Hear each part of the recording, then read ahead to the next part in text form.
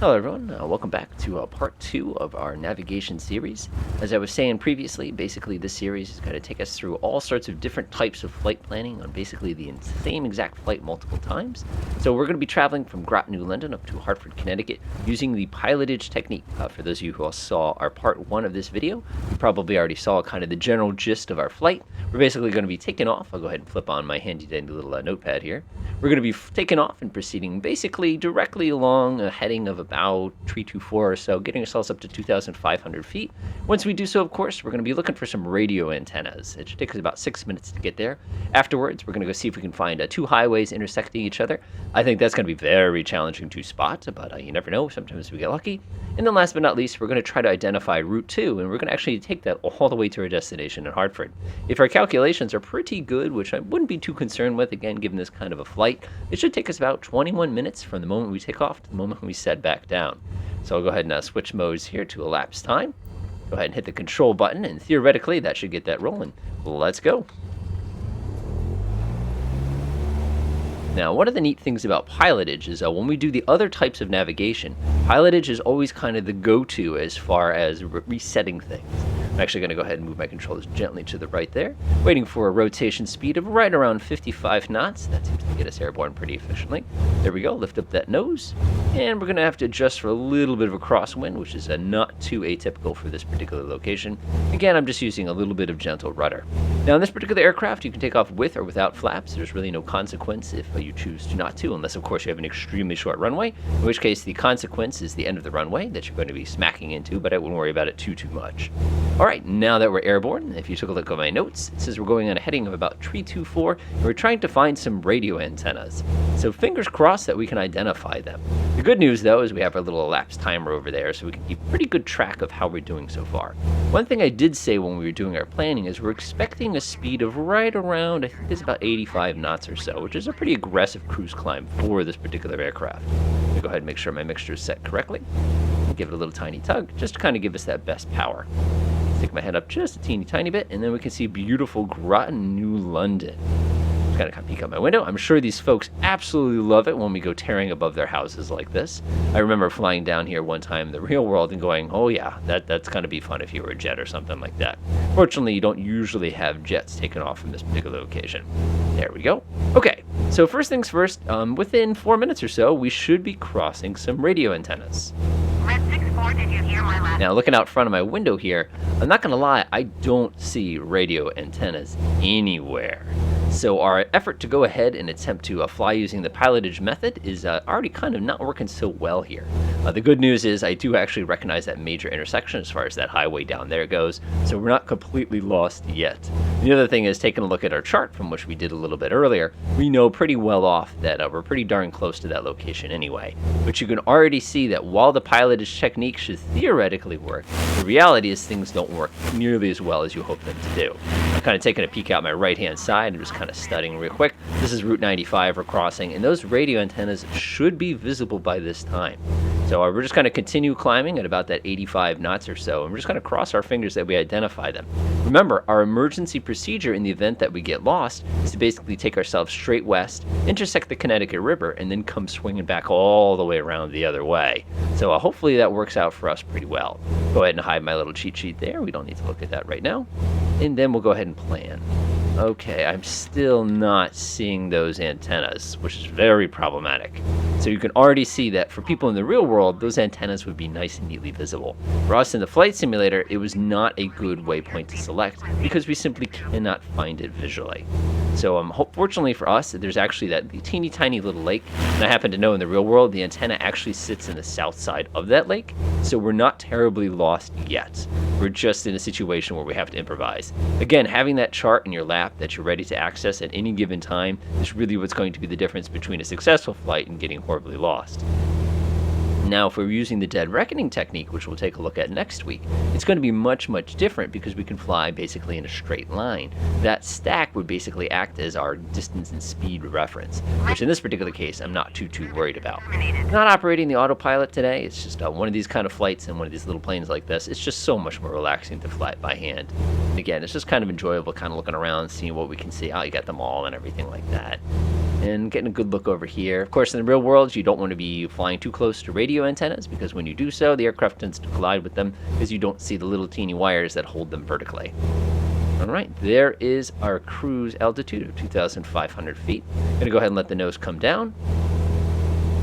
Now, what's going to be a big difference between this and what we would be doing normally if we were flying standard technique is the fact that we'd have to take that climb time into account and actually slow the airplane down. But in this case, I'm just going to assume that we pretty much hit that spot. Look out the window real quick. Again, the real antenna would be right there, pretty much straight ahead on the right. So we're not actually at a loss yet. All right, I'm going to start reducing my power a little bit, getting it to cruise power. We're looking for about 2,400 RPM.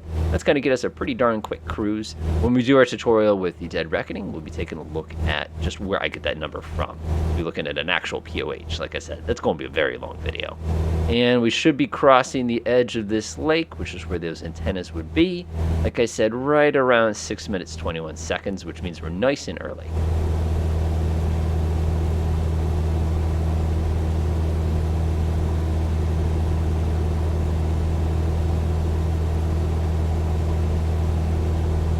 Nice and easy, nice and easy. All right, we actually need to be slightly to the west, I think. I'm just taking a look at the chart on my lap real quickly here. Fun fact, in the real plane, if you're trying to fold up one of those charts while the plane is bouncing around, it's pretty much a useless exercise. You're going to make quite a mess, and you're going to end up with 5 or 6 sectional charts with giant holes in the center of them. It just kind of comes to the territory. I'm going to go ahead and lean my mixture out a little bit now that I've got to the correct RPM. And now we need to start studying for our next waypoint. So at this point, if you recall from our little flight plan that we were looking at earlier, and again, we'll go ahead and take a quick gander at that one real fast. Boop. You can see that our next intersection should be about 5 minutes away now that we've gotten ourselves up to cruise speed. So I just noticed that the time is right around 6 minutes. So right around 11 minutes, we have to have our fingers crossed that we're going to be spotting a highway. And again, you can already see that even though we have this great, beautiful terrain, it is extremely challenging to find where we're going. Fortunately for us, got it. Okay, we got lucky that time. Usually it's not that easy. Again, I'm just going to kind of follow the path of the highway. I'm looking again at my chart. You want to be able to orient your brain very, very quickly to identify where exactly you're facing on the chart. One of the common mistakes people make is realize they're holding the chart sideways, or they are sideways relative to the chart. That happens more often than it should. So the good thing about highways in the US is they tend to be very distinctive in shape, but this highway bothers me because it's clearly going off into the right, which tells me that this is Route 395. This is the wrong highway. So you can already tell that our technique is already a bit flawed. So I'm actually going to have to bring ourselves slightly over here to the left, more towards the west, as we try to reacquire where those particular locations are. Fortunately for us, looking at the chart, there's a very, very distinctive lake directly up ahead that we can go ahead and utilize to kind of recenter ourselves. See that little banana lake? That banana lake we should actually be directly to the west of. So let's go ahead and bring ourselves around. And you can already see why this technique, while it's very, very valuable if you're in a place where everything is obvious, it's very, very challenging to actually execute, both in the real world as well as in the simulator itself. Okay, go get ourselves nice and level back off again. Looks pretty good. Back out the window. Whoop, don't want to be using that view if I don't have to.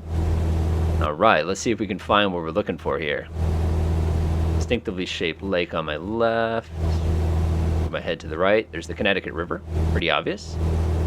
I think we're going way, way, way too far to that particular direction. Go ahead and bring myself gently back to the right because we're basically facing west. And there's the Connecticut River you can see straight ahead. Go ahead and swing us this way just a little bit. Now we're going to try to reacquire where that highway is. And again, that little teeny tiny highway is going to be very, very difficult to spot. Now this highway of 395, that's much, much more distinctive. That would have been much easier to follow. So we need to figure out which one of these little teeny lines is going to be the magic line that we're looking for. And again, you can see immediately how challenging this technique would be in the real world, especially if it's in an area that you're not necessarily familiar with. All right. Go ahead and take a look gently to my right there. There's that 395 as I promised from before. Again, in the real plane, always bring yourself a nice pair of binoculars, even though it's very, very difficult to see through them. And now, again, as you can see, we're bumping into this problem where it's extremely difficult to identify the correct road that we need to be following. which again was why the Connecticut River, my original suggestion, would have been a much, much safer choice. There's another one of those little squiggly lakes over there on the right. For those of you who are kind of following along, trying to identify exactly where we are, this would be an excellent time to go ahead and identify which one of those sets of lakes next to a teeny tiny river you're actually looking at. Go ahead and lose a little bit of altitude here. All right, we know that sequence of lakes very, very well if you're looking at the chart as we're cruising along here. Another really, really good indicator as far as being in the correct location would be the fact that we could identify power lines. That's usually one of my favorite spots because they're very, very easy to see. Try to get us back to our cruise altitude here. We're at 9 minutes, so in 2 minutes we should be crossing where those two highways are. But you know we're already a minute early, but we spent a lot of time doing this little zigzag thing trying to locate exactly where we are. So I'm going to go ahead and take a peek around real quickly. We notice that there's an aggressive mountain range directly ahead of us. And we're trying to identify the distinctive two lines next to each other that would indicate a relatively large highway. Like I said, it's going to be Route 2 in this particular case. So we're going to be scanning in every direction, constantly looking out, trying to figure out where we are. But before I do that, I'm going to go ahead and get the plane a little bit better trimmed out here. Because right now it's having a tendency to kind of wander around a little bit. All right, a distinctive group of lakes directly to my left. Checking a look at our chart, if we have 1, 2, 3 lakes right next to each other, we are basically going to be traveling directly over, it's going to be Thumb intersection. And directly to our left will actually be an airport if we can actually spot it, but I don't know that we'll be able to spot it at this altitude. Taking a look closely, it should be right off our left wing. Nope, there's the drag strip. That works. I know exactly where I am again. Cool. So we're actually a little bit west of where we needed to be from before. So again, taking a look at our clock, we're about 11 minutes. It should be the moment that we should be crossing that particular intersection. Our intersection, believe it or not, based on what I'm looking at now, would actually be this line right here, kind of this one kind of tracking gently over to our left. So we're basically significantly to the west of where we needed to be, which checks out. And again, it's another reason why this technique is so challenging. I highly recommend you try this technique out at some point, even in your local town, to see just how challenging it can be to try to identify some of these locations. So looking straight off my nose there, I'm just taking a quick look here. That's going to be East Hampton, which is basically straight ahead. And then we're going to have to kind of find that highway again. Very, very tricky stuff. Fortunately, these two lakes are extremely distinctive, so when you do go ahead and check things later on, we're okay. The other good news, too, is I've been secretly following the Connecticut River the entire flight here, staying roughly 10-15 nautical miles away from it the whole time, so I can never actually get properly lost. What's this? No, difficult to identify.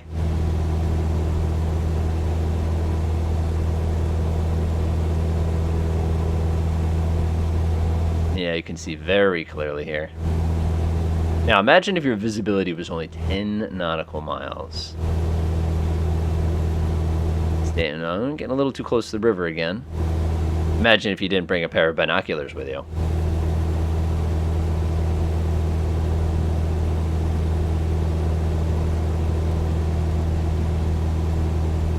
Now, the nice thing about highways is they tend to punch a massive hole in whatever they're trying to cross. So what will happen a lot of times is you'll find a set of mountains that are basically very, very far apart. Down the center will be the highway that you've actually been looking for this whole time. That looks like a school. Taking a look over to my left. No, that can't be it either. There's the Connecticut River again. Not too far off from that, of course, directly to the west. Let's go ahead and take a look. And we are having the toughest of time trying to identify where this particular road is. Now, in a real emergency, of course, you could lose a ton of altitude and actually try to do things like read road signs with binoculars, but you can imagine just how challenging that would have been. Now, imagine if we did this flight flying specific lakes instead, how this would be a much, much simpler flight as well. All right, following this road here looks pretty good. We gained a little bit of altitude, but again, we're using pilotage. We're just looking out the window trying to find where we're going. All right, taking a look really carefully. We have a major route. Again, wherever the population starts to increase, that's usually a very safe bet as far as what you're looking for. But again, people don't like highways going through the backyard, so a lot of times the highway will actually be offset to the actual town itself. Bingo. There it is. Got it. We got it. Of course, you're asking, what did you get? Well, if you take a look straight out the front window, you see that distinctive highway, the way it just kind of goes through the middle of nowhere after that town and then punches between those two wide mountains right there? Bet you that's exactly where we're trying to go. So unfortunately, we were significantly to the west of our position as we were trying to find that. Now, the cool thing here is in your sky vector, or looking at your locational chart, you're not going to find things like these little teeny tiny streams here. We could have used that as a great reference because it was actually very visible from where we were flying in the airplane. So what I'm going to do now is I'm going to straighten myself out and try to reacquire that highway. Like I said, we're significantly to the west of it. So let's go ahead and take a quick peek at our little flight plan again and see just how garbage we're being at this right now. Flip it on real fast. Looks like we're supposed to be hitting the intersection at 11 minutes. It's now 14 minutes, and we have 9 minutes to get ourselves down to the ground. We should be landing at about 21 minutes. So taking a look at my clock right now, I'm about 15 minutes in or so. I think we're going to be a couple minutes late, but that's because it took us so long to try to identify that highway. But the good news is we did identify, yeah, this is definitely the highway. You can tell immediately by the way that the two roads are very close to each other. In this particular lake, you can actually identify on SkyVector or on Google Maps or anything that you choose to identify with too. Now you can actually see this kind of path this way. So we're going to go ahead and follow it in that general direction. Now imagine how bad this would have been if we followed that first highway that we did see. If we did that, we would have been in a really nasty spot because we'd pretty much be in Providence when we're supposed to be in Hartford. Okay, we've definitely reacquired exactly what we're looking for. Yeah, that's it. Beautiful. Whew, that got close. You can see that we got, again, paralleling the Connecticut River. If our visibility were significantly less, imagine how difficult this technique would have been. And again, knowing your geometry, I should say your geography, makes this a little bit simpler because we do know roughly where we are, and there really was only one major highway like this in this particular part of Connecticut. So I'm going to go ahead and swing myself around there. Come gently back to the left, and now we've done it. We've actually found what we're looking for. So that added a couple minutes onto our actual flight, but you can see the technique still kind of worked. Now, if we had that radio stack visible, we could have lined ourselves up much, much, much better. So when we do this flight with dead reckoning, remind us, don't use the radio stack as our waypoint. Otherwise, we're going to get ourselves in a lot of trouble later on.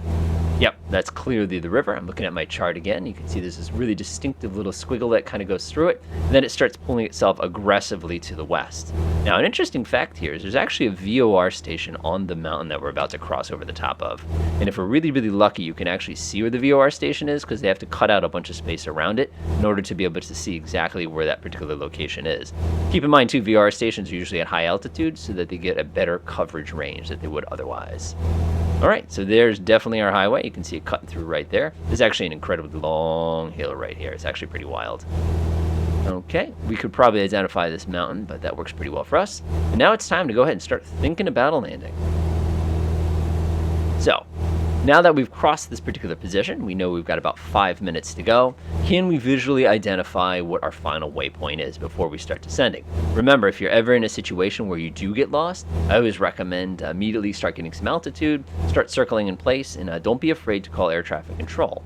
You'll hear the expression climb, circle, and confess, and that's basically what it is. But in this case, we managed. Yep, that's definitely our highway. You can see how it swings back to the right, and you can tell we're getting close to Hartford proper because the amount of population just goes like crazy once you cross over the top of that river. Or I should say mountain range. River matters too. I'm just trying to see if I can see. Oh, is that the VOR station? Yeah, there's your VOR station right there. Haha! So neat when you can actually see something visually. All right, pop my head up a little bit. All right, I can visually see where the airport is. It's located right here on my left. Taking a look at our time, we got 17:35. Remember, we did save a minute climbing, but we lost 2 minutes trying to find the intersection of the two highways. So we're gonna have to kind of keep that in the back of our heads as well. Now, you're probably also asking, why did you choose to fly the aircraft that did not have the fancy-dancy screens? Because it's a little bit different when you experience this, because you really have to be on top of your stuff, and you can't rely on something electronic to kind of help you out. Yep, take a look here. Yeah, you can see the highway where it splits off into Route 3. Route 2 and Route 3, you can see directly next to each other, and they're both going directly into Hartford. But remember, where we're actually going isn't going to be directly into Hartford. We're actually going to the southern part of Hartford, which is where our airport is going to be that we're going to be landing at. You can actually make out the runway right here. Delightful.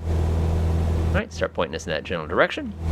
This is a great time, by the way, to go ahead and check with your ATIS. In the real world, this particular airport is an air traffic controlled airport. You can't just land at it. You have to actually call in advance to actually identify any of those kind of things.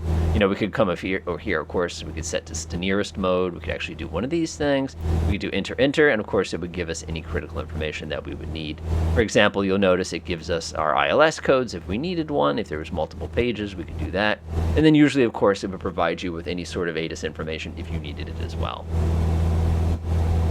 All right, let's go ahead and start bringing this thing down to altitude. So to make this aircraft descend is super duper simple. First thing I'm going to do is enrichen my mixture all the way. Hope enrichen is a word. I'm going to go ahead and reduce my throttle just a tiny bit. You only need to knock about 200 RPM off of it. And then the nose of the aircraft will start dropping on its own. And next thing you know, you'll be doing about a 500 feet per minute descent, which is exactly what we were hoping for. All right, there's our airport. We're going to go ahead and cross the middle and then do a left downwind pattern to get us on runway 2.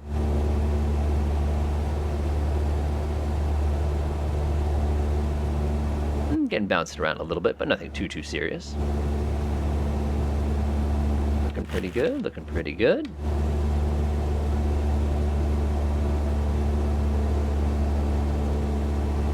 All right, there it is. Traffic pattern altitude is about 1,032 feet. Taking a look at the city itself, it's pretty nice, pretty nice. I don't recognize any of those buildings, to be honest. But again, it's a generic representation. All right. Okay, so it looks like we're at 20 minutes and 8 seconds. If you recall, we're going to be crossing that runway at 21 minutes was our original calculation. Again, that extra minute in there was because of the fact I knew we'd get horribly lost at some point. And we got mostly lost. We didn't get horribly lost. Can we cross it at exactly 20 minutes and 21 seconds? Let's find out. I don't think it's going to happen personally, but you know, some things happen.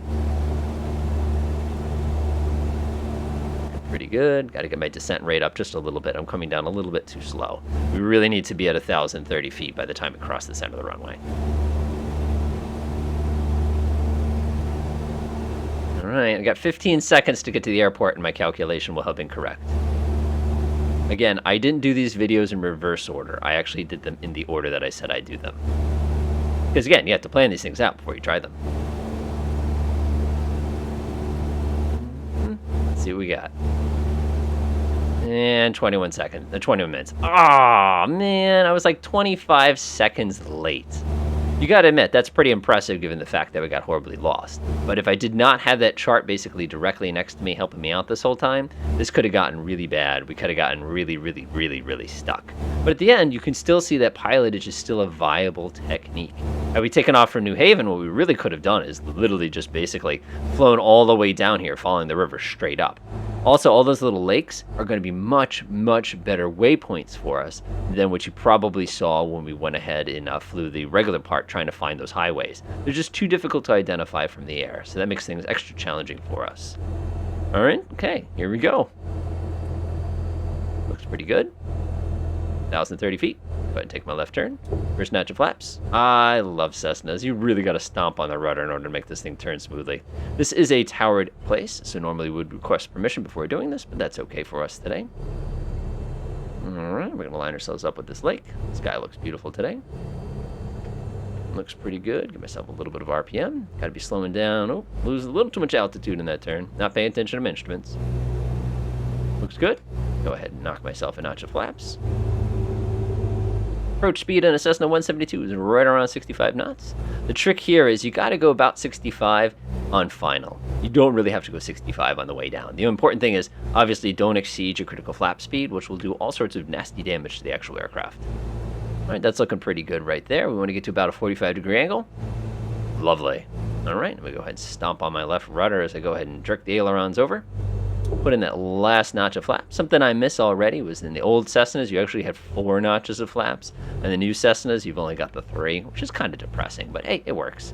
Of course, in this version of the Cessna, you also have 180 horsepower, something you did not have in the old version. So you gotta love that. All right, we're a little high, we're a little close. Get myself all nice and centered. Short final. I'm gonna go ahead and put the plane into a little bit of a slip here. Just slowing me down just a teeny tiny bit. Looks good, looks good. Pull that nose up just a tiny bit. I'm getting the nice turbulence on the way down. All right, that's a little better. And there we go. Now we're back in center. Got a little bit of a crosswind, but nothing too bad.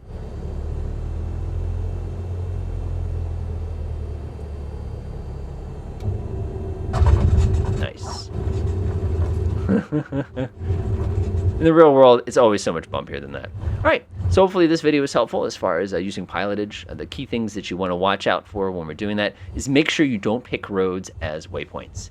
Unless you have a road that's extremely distinctive, like for example, if you're out in the American Midwest and it's literally the only road there, you're going to really, really struggle identifying things. Also, apparently, at least with this version of Flight Simulator, radio antennas are very, very difficult to spot from the air, or perhaps they're not present in the simulator at this time.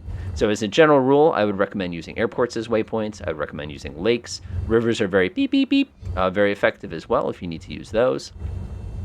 Should probably check for crossing traffic before I shoot you. And of course, you can always rely on using timing to do our actual flight.